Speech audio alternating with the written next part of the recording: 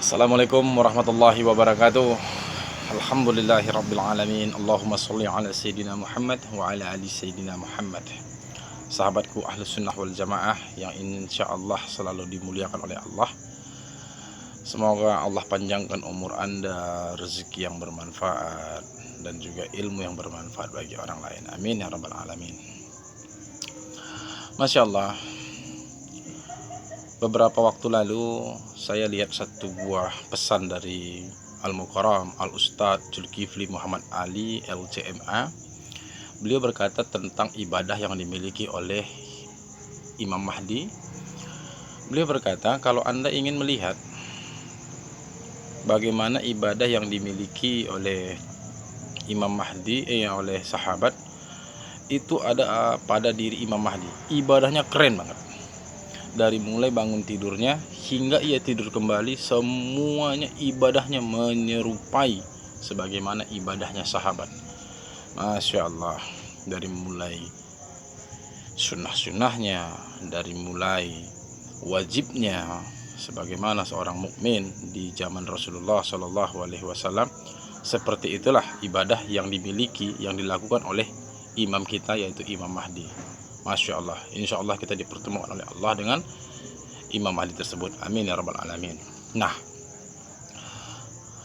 Al-Ustadz juga mengatakan, jika Anda ingin melihat ibadahnya seorang sahabat, mendekati persis ibadahnya seorang sahabat, maka dekati sahabat kita yang berada di jemaah tabligh. Masya Allah. Seorang ulama besar yang menganjurkan kita untuk mendekati jemaah tabligh. Sebagaimana fitnah-fitnah, padahal selama ini fitnah-fitnah yang dilontarkan terhadap kepada jemaah tabligh sangat luar biasa. Tetapi citranya, powernya, ratingnya jemaah tabligh tidak pernah turun, terus di atas. Masya Allah. Jadi saya ingin menyampaikan kepada orang-orang yang mengatakan dakwah itu tidak harus keluar 3 hari, 7 hari, 3 bulan, 4 bulan, bahkan setahun. Menemani anak istri keluarga di rumah juga satu ibadah, satu dakwah. Mereka yang keluar 3 hari, ente ribut. Mereka yang keluar 7 hari, ente sibuk. Mereka yang keluar 4 bulan, ente kepanasan. Ya suka-suka mereka lah, mau mereka keluar 3 hari sampai 4 bulan. Kenapa kalian yang sibuk? Ya kan dakwah kan tidak harus keluar. Ente nggak lihat TKI pergi ke luar negeri ninggalin suami dan anak-anaknya bertahun-tahun, ente nggak ribut. Tentara pergi dinas luar daerah 3 bulan, ente gak sibuk. Itu kan meninggalkan anak istri juga. Padahal mereka itu pergi hanya untuk mengejar duniawi. Nah, kalau jemaah tabligh pergi keluar dari rumah disebut dengan kurs, itu urusan akhirat. Pun mereka tidak pernah merugikan kalian.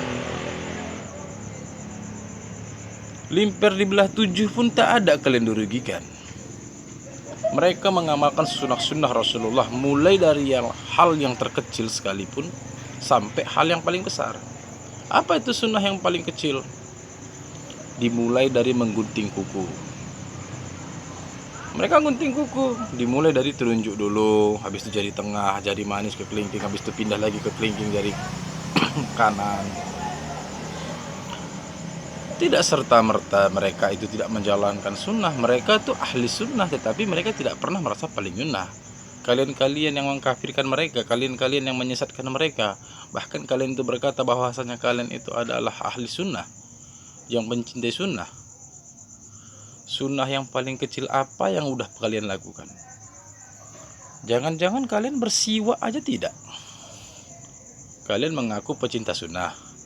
Sunnah Rasulullah yang paling kecil aja kalian tidak paham. Jemaah tabligh, mereka tidak pernah mengakui dirinya bahwasanya mereka itu jemaah yang paling nyunnah. Tetapi mereka itu tidak akan pernah sholat sebelum bersiwak. Minimal siwak mereka itu sehari itu di 10-15 kali. Kalian yang selalu mencaci mereka, yang menyesatkan mereka, yang membid'ahkan mereka, bahkan mengkafirkan mereka, na'udzubillah. Kalian yang mengaku cinta sunnah, dan kalian yang mengaku yang paling sunnah, bahkan ke surga juga kalian kapling-kaplingkan, bahkan juga kalian yang dijuluki pemegang kunci surga. Sunnah kecil seperti siwak udah kalian lakukan apa belum? Jangan-jangan kalian kencing aja masih berdiri pun tak cebok.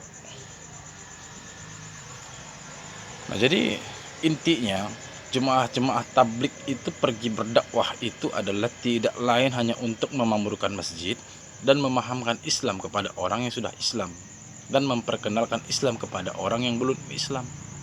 Bukan membid'ahkan, bukan mata sambil melotot-lotot. Bukan seperti itu dakwah mereka. Lembut hati mereka itu. Orang yang melotot-melotot matanya itu jumpa dengan jemaah tablik, lembut hatinya, lembut. Jadi saran saya, daripada kalian memfitnah mereka, mencaci mereka, coba luangkan waktu kalian, datangi majelis-majelis mereka. Duduk kalian perhatikan pelan-pelan. Karena rata-rata ulama-ulama besar dunia memperhatikan mereka, bertabayun secara diam-diam dengan mereka, memperhatikan mereka dari jauh, dari kedekatan, sehingga mereka tidak menyesatkan mereka. Karena apa? Jemaah tablik itu masuk ahlus sunnah wal jamaah. Nah, permasalahannya kan di situ. Karena kan seluruh ahlus sunnah wal jamaah itu kan hakikatnya kan sesat, kata kalian.